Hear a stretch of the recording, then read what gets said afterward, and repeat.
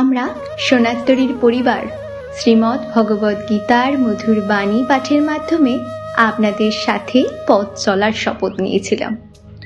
তাই কিছু সময়ের বিরতির পর আমরা আবার সেই পথ চলার শুভারম্ভ করছি।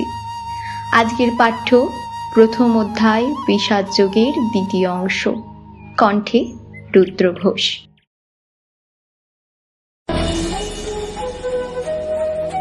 একবিংশ শ্লোক হইতে ত্রয়োবিংশ শ্লোক পর্যন্ত। তখন অর্জুন তার রথে সারথি রূপে উপবিষ্ট তার সখা ভগবান ঋষিকেশকে বললেন, হে অচ্যুত, তুমি উভয় পক্ষের সেনানীগণের মধ্যে আমার রথ নিয়ে চলো। আমি দেখতে চাই ধৃতরাষ্ট্রের দুর্বুদ্ধি সম্পন্ন পুত্রদের সাহায্য করার জন্য যুদ্ধ করার অভিলাষী হয়ে কারা এখানে সমবেত হয়েছে এবং কাদের সঙ্গে আমার সংগ্রাম করতে হবে তা আমি দেখতে ইচ্ছা করি। ইহার বিশ্লেষণ এরূপ যে, ভগবান অত্যন্ত কৃপাময়, ভক্তবৎসল।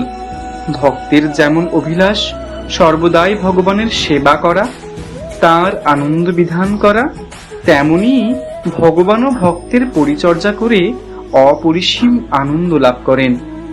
ভগবান ও ভক্তের সম্পর্ক অত্যন্ত মধুর। ভগবান সমস্ত লোকের মহেশ্বর, সকলের নিয়ন্তা ও প্রভু। তার সমকক্ষ কেউ নেই, তার ঊর্ধ্বে কেউ নেই। তবু ভক্তের ভক্তির বন্ধনে তিনি আবদ্ধ হন। ভক্তের পরিচর্যা করার সুযোগ পেয়ে তিনি মহা আনন্দ লাভ করেন। এখানে ভগবান শ্রীকৃষ্ণ অর্জুনের প্রিয় সখারূপে তার সারথি হয়েছেন এবং কৃপাপূর্বক অর্জুনের অভিলাষ পূরণ করেছেন। সেনা পরিদর্শনে অর্জুনের বিষাদ। চতুর্বিংশ শ্লোক হইতে 1/3 শ্লোক পর্যন্ত।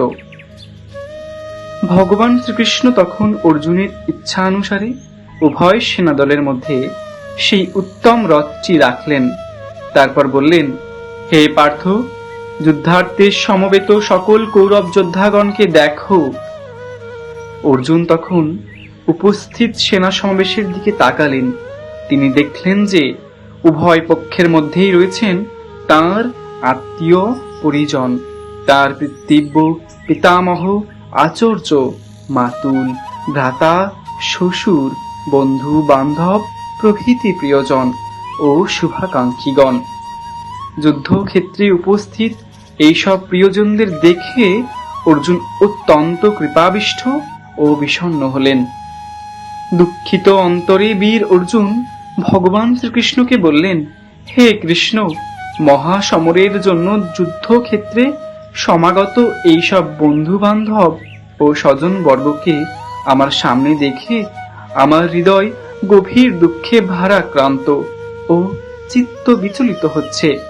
আমার মুখ শুষ্ক হয়ে উঠেছে, অঙ্গ শিথিল হয়ে পড়েছে, দেহ কম্পিত হচ্ছে এবং আমার হাত থেকে গান্ডীব ধনু খসে পড়ছে। অত্যন্ত বিচলিত চিত্তে অর্জুন আরো বললেন, হে কেশব, এইসব প্রিয়জন ও আত্মীয়দেরকে নিধন করে কি মঙ্গল হবে? এদের বধ করে আমি যুদ্ধে জয়ী হতে চাই না, রাজ্য সুখ ভোগ করতে চাই না। ইহার বিশ্লেষণ এরূপ যে, যিনি ভগবানের ভক্ত তিনি সমস্ত দেবদুর্লভ গুণাবলী লাভ করেন, কিন্তু যে অভক্ত তাকে জাগতিক বিচারে অনেক বুদ্ধিমান, যশস্বী, উন্নত মনে হলেও প্রকৃতপক্ষে তার কোনো মহৎ গুণই নেই। অর্জুন হচ্ছেন মহান ভগবত ভক্ত।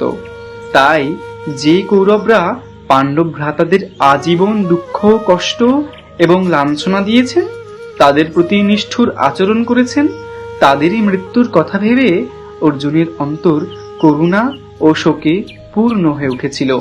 ভক্তের হৃদয় স্বভাবতই কোমল, তাই অর্জুন যে যুদ্ধ করতে অনিচ্ছা প্রকাশ করেছেন সেটি তার দুর্বলতা নয়, তার অন্তরের ভক্তসুলভ কোমলতারই প্রকাশ।